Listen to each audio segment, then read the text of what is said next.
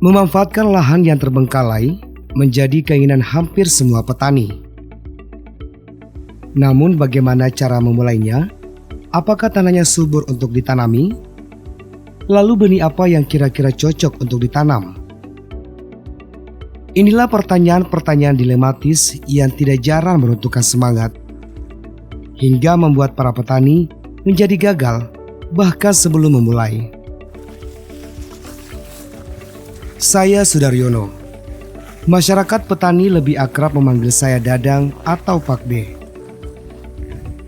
Meski baru beberapa bulan menetap di desa Lameoru ini, namun sudah begitu banyak rencana jangka panjang yang ingin saya wujudkan di tempat ini. Kecamatan Oheo adalah wilayah dengan beragam potensi yang menunggu untuk dikembangkan, khususnya di sektor pertanian. Saya begitu menyayangkan banyaknya lahan kosong yang terbengkalai di sini. Hal pertama yang terlintas di benak saya kala itu adalah bagaimana cara saya untuk mengajak warga agar mau mengelola lahan mereka, kembali bertani dan kembali menjadi produsen bahan pangan, minimal untuk diri mereka sendiri. Saya merasa bahwa di sini saya lebih banyak dibutuhkan untuk membantu pertanian yang ada di Konawe Utara, dengan cara menginspirasi masyarakat yang notabene kurang ketertarikan terhadap pertanian itu sendiri. Di sisi lain, pendapatan dari pertanian di sini tidak bisa diandalkan karena memang tertinggal jauh dari kabupaten lain. Dan ini ironi gitu, karena menurut saya di sini adalah surga. Kenapa saya katakan surga? Air bisa diatur intensitasnya, dan kemarau di sini pun air kita bisa alirkan karena memang air dari gunung. Dan menurut saya harus ada inovasi-inovasi di bidang pertanian supaya ada peningkatan pendapatan petani dan ketertarikan petani untuk menanam.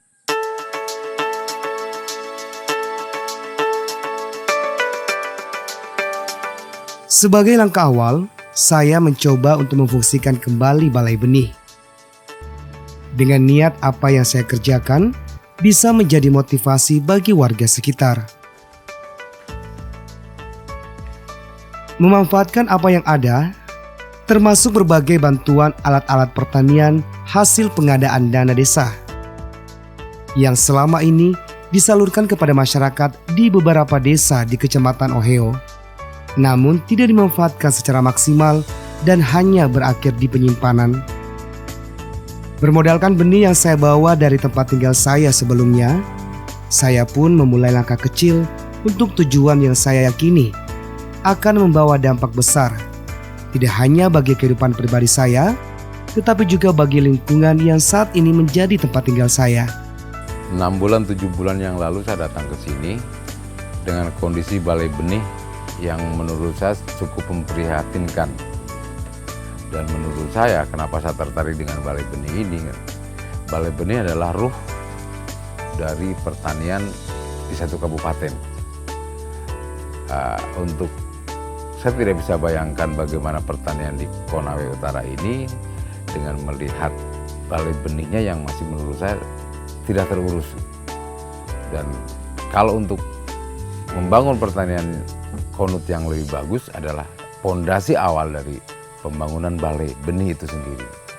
Kedepan kita akan bikin benih-benih yang benih-benih lokal, kearifan lokal yang kita bisa jadikan varietas-varietas unggul atau benih-benih lokal unggul yang ada di Konawe Utara.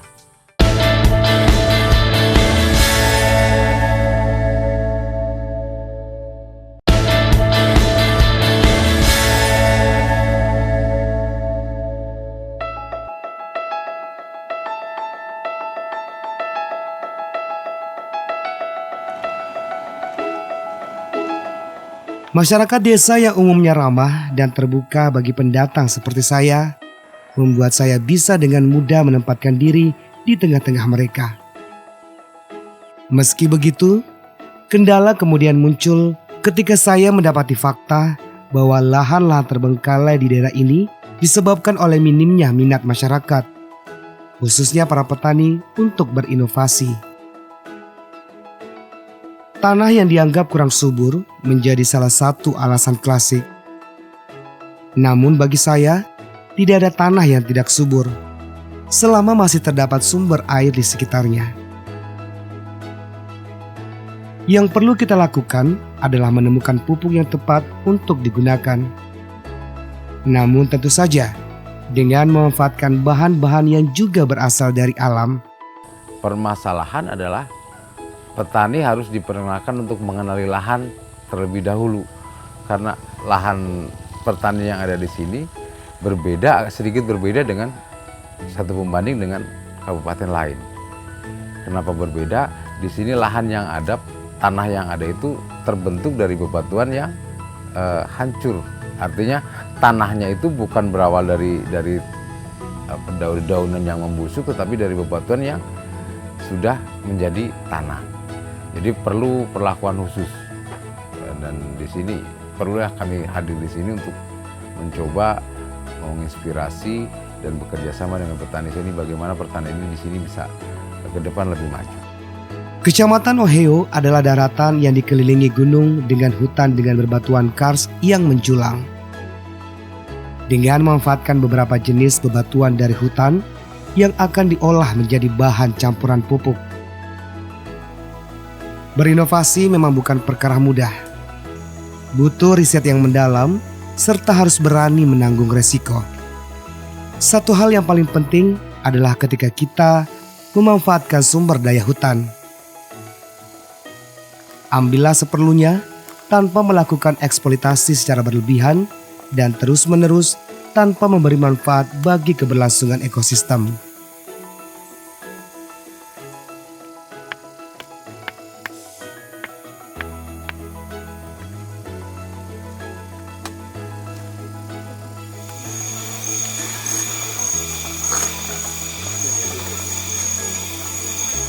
Lagi apa, Pak?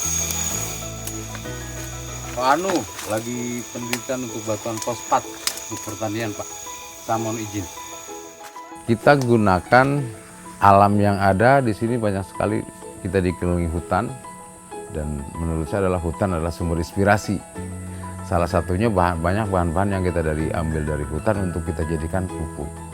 Salah satunya adalah di sini ada bebatuan fosfat yang menurut saya adalah bebatuan fosfat. Dari bebatuan yang ada kita jadikan pupuk. Terus lagi banyak sekali sumber-sumber alam yang kita bisa manfaatkan untuk bikin pupuk organik. Salah satunya adalah akar-akar dari pohon tertentu, cairan dari pohon tertentu yang kita bisa gunakan untuk jadikan pupuk organik.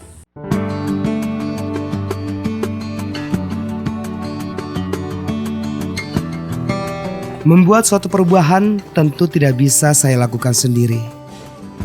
Pendekatan dengan masyarakat harus saya lakukan agar saya bisa mendapatkan kepercayaan, hingga bisa menularkan semangat dan memotivasi serta berbagi ilmu dengan mereka, khususnya para petani di daerah ini.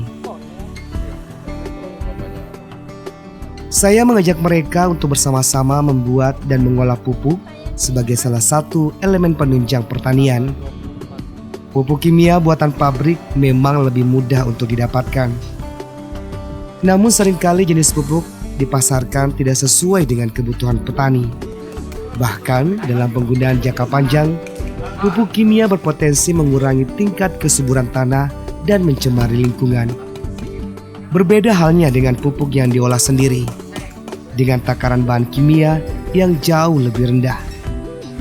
Salah satu jenis pupuk yang sedang kami kembangkan adalah pupuk yang terbuat dari sedikit batu bara, air, kalium, dan hidrogen.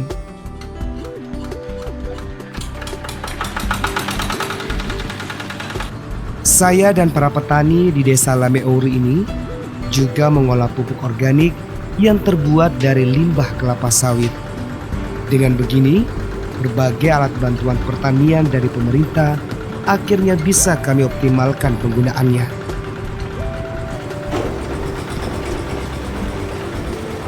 Inilah salah satu upaya yang saya lakukan untuk mengajak para petani pelan-pelan melepaskan diri dari ketergantungan kepada produsen pupuk yang hanya mengedepankan keuntungan dengan terus-menerus membentuk petani untuk berperilaku konsumtif.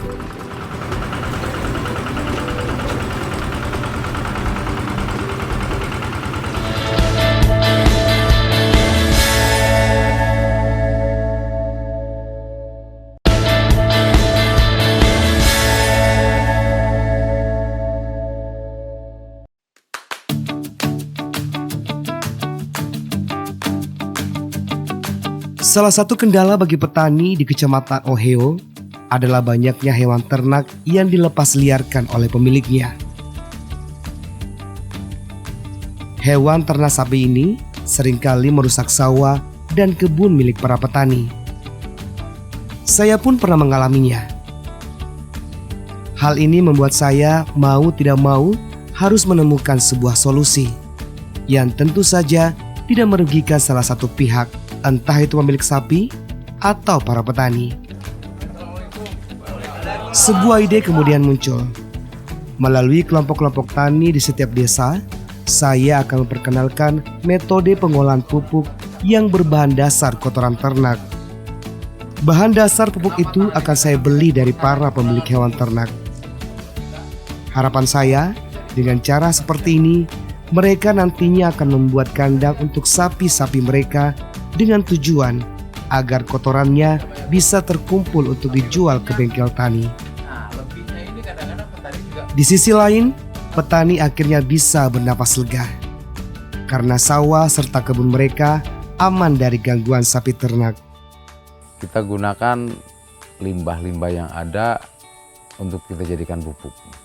Karena menurut saya pupuk yang terbaik adalah pupuk yang ada. Maka kita mencoba untuk apa yang ada di sekitar kita untuk jadikan pupuk. Termasuk juga kotoran-kotoran hewan dan juga ke depan termasuk juga urin. Andai kotoran dan urinnya itu kita beli, maka disuruh ataupun tidak di saat menguntungkan, petani ini pragmatis.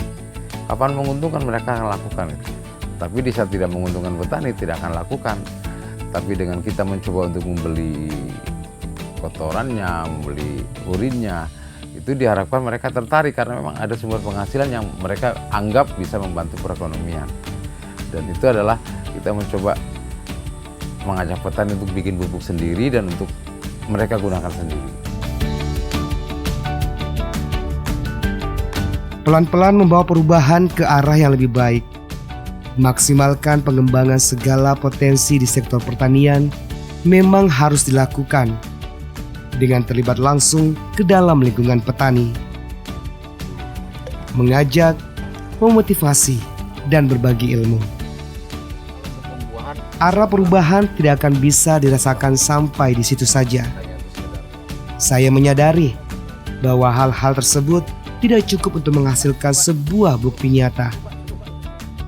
Saya harus terus bersama dengan para petani. Karena pada kenyataannya, saya justru jauh lebih banyak belajar dari mereka. Melihat beberapa petani mulai menerapkan metode pemupukan yang baik, serta memperhatikan nutrisi pada tanaman, khususnya untuk padi sawah. Salah satu petani yang telah mengaplikasikan pupuk dan nutrisi dari bengkel tani adalah Pak Ramlin. Tidak hanya menjadi pengguna, namun Pak Ramlin kini telah mengetahui cara pembuatan pupuk ramah lingkungan. Artinya kan untuk selama ini sudah dua musim saya tidak pakai lagi pupuk yang sudah barang nyata saya sudah dapatkan ini Artinya maupun bagaimana kalau macam kami ini masyarakat yang kami butuhkan itu kenyataannya di lapangan. Apalagi macam saya maupun juga kita simpan itu seperti NPK Poska. Kalau kita tidak dapatkan namanya itu penggunaannya memang susah juga. Jangan sampai berlebihan atau bagaimana cara penggunaannya. Wah, yang kedua juga waktu dan penggunaannya itu kami juga tidak tahu. Tapi kalau Bapak ini sesuai dengan keterangannya, alhamdulillah ya terbukti di lapangan. Artinya sesuai dengan instruksinya dia kan satu minggu lagi kita menyemprot, 1 minggu kita menyemprot.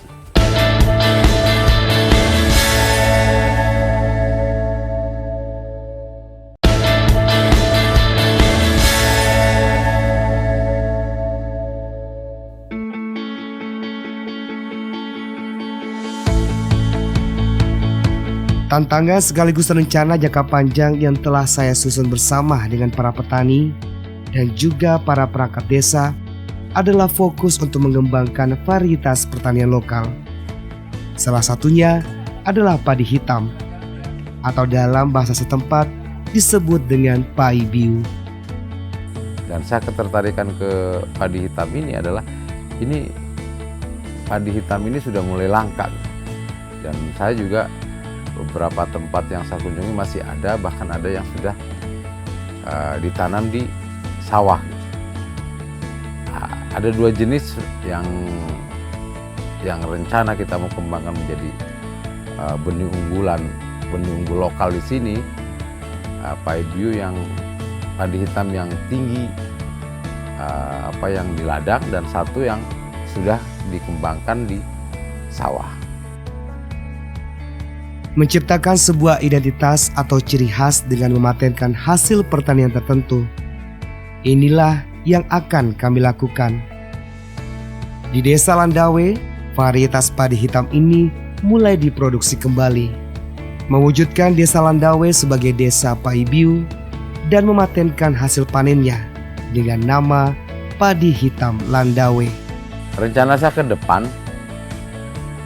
kepingin ada minimal bina 1-2 kelompok untuk menjadi, bahkan kita pernah kepingin ada satu desa yang disebut dengan desa paibiu. Artinya di desa tersebut akan dominan menanam padi itu sebagai wujud dari pelestarian budaya, ketahanan pangan, dan pangan sehat. Kenapa? Banyak kelebihan-kelebihan yang kita bisa dapatkan dari padi hitam itu. Dan kita dengan cara yang baik, cara-cara yang sehat, insya Allah kita akan menghasilkan produk beras unggulan. Artinya yang beras yang sehat, dan ini harganya pun akan berbeda gitu. Karena apa? Banyak kelebihan-kelebihan yang dimiliki oleh beras hitam itu sendiri untuk dikonsumsi oleh sepertinya yang kayak diabetes dan penyakit-penyakit lain. Bisa alternatif pengobatannya adalah dengan mengkonsumsi beras-beras sehat, dan salah satunya adalah padi hitam. Inilah mimpi kami semua. Dan untuk mewujudkannya, saya akan terus mendampingi petani Landawe melalui bengkel Tani Sultra. Kami sangat bersyukur hasil produktivitas persawahan daripada padi sawah yang kami lakukan bisa mencapai 6-7 ton. Harapannya petani bersumber ada 5 kelompok di Desa Landawe, Kecamatan Oheo, ke depannya agar lebih ditingkatkan, di mana sudah didampingi oleh bengkel tani yang dilakukan difasilitasi oleh bengkel tani, sehingga sumber daya manusianya makin meningkat. Yang kami inginkan adalah sumber produktivitas lebih meningkat lagi. Melepaskan predikat petani sebagai konsumen, lalu mengembalikan predikat petani sebagai produsen, bukan hanya di Kecamatan Oheo, namun akan saya mulai dari sini, dari Kecamatan Oheo. Bagi seorang petani, wujud dari protes adalah menanam. Bagi seorang petani, wujud dari kekecewaan adalah menanam. Bagi seorang petani, rasa syukur yang dikeluarkan adalah dengan cara menanam.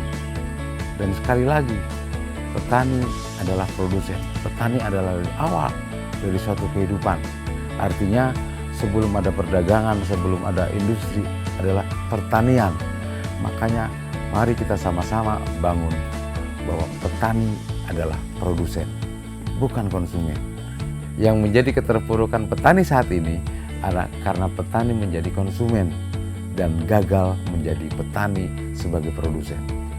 Betul, bukan berarti adalah semua bisa mulai pupuk dan lain sebagainya bisa diproduksi sendiri, tetapi paling tidak masih banyak hal yang bisa dilakukan tanpa harus dengan cara membeli. Sekali lagi, petani adalah produsen.